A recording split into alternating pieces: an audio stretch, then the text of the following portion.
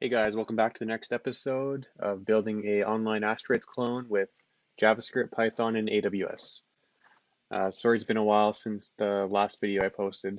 I've been going through a database migration at work, so it's pretty crazy right now, but getting back to kind of working on this series. So we're gonna start, doing some more cool stuff here. So today what we're gonna do is we're actually gonna create our player class and actually get our player rendered to the screen. And then in the next video, we're actually going to start setting up the logic to actually move the player around. So first thing we're going to do is we're going to start our project again. So we're going to go yarn start. And there we go. Now we're building. Cool. Looks like we're good. So if we look at where we left off, we basically have the random field of asteroids every time we refresh the screen. A random field generating different sizes, different rotations, different speeds, and they're basically just moving out of the screen. And right now, once they move out of view, they're basically way off of the canvas, so they're way into the negative x and y, or above the height and width. So first thing we want to do is actually kind of fix that so that when the asteroids move off the screen, they're going to wrap around to the other side of the screen.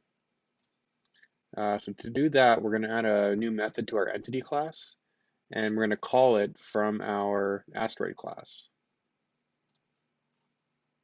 So first thing we're going to do is we're going to create a new method. We're going to call it wrap position within boundary.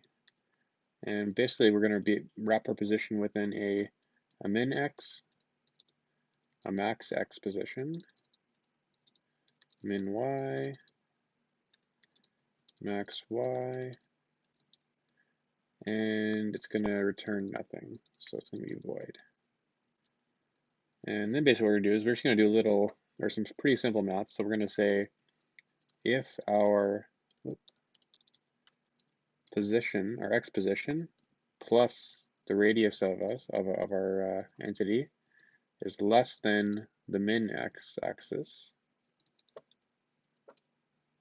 So the first one here will adjust our x position. Then, so basically if we disappear on the left-hand side of the screen, we're going to wrap around to the right. So then basically what we're going to do is we're going to set our x position equal to the max x. Otherwise,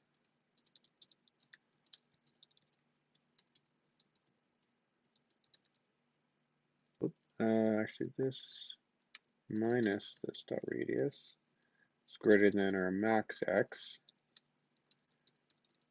Then we're going to do the opposite and wrap to our min axis. So we'll put our semicolons, make that look nice.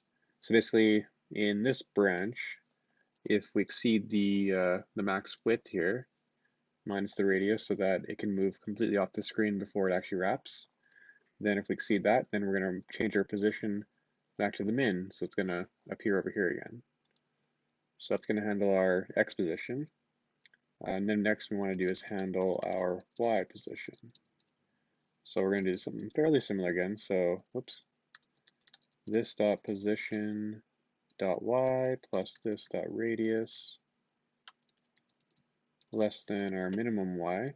So if we go above the screen, then our position is going to be overridden to our max y position.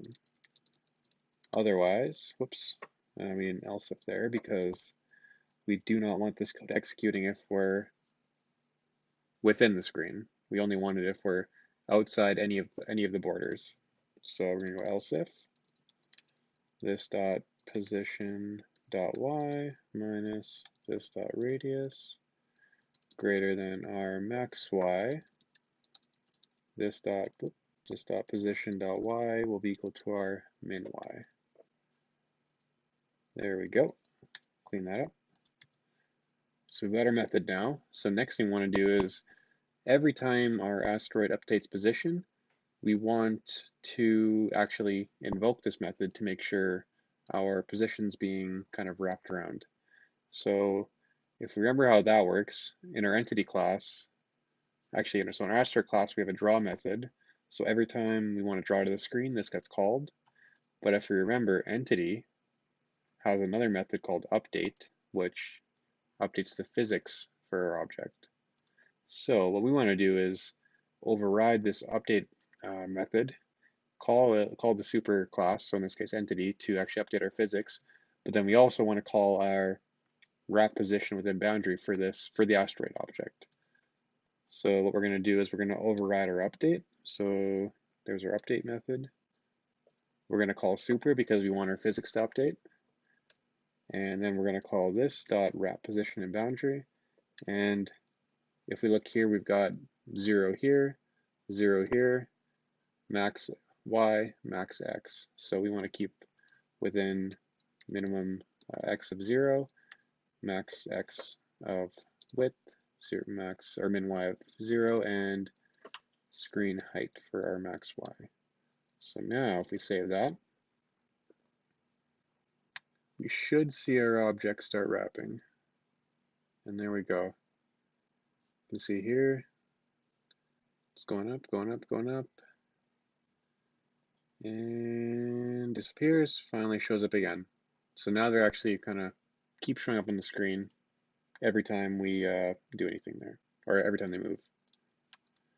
So that's it for this episode. In the next one, we'll create our player class, and we'll start getting some cool stuff going on here. So thanks for watching, and I'll see you in the next video. Thanks, bye.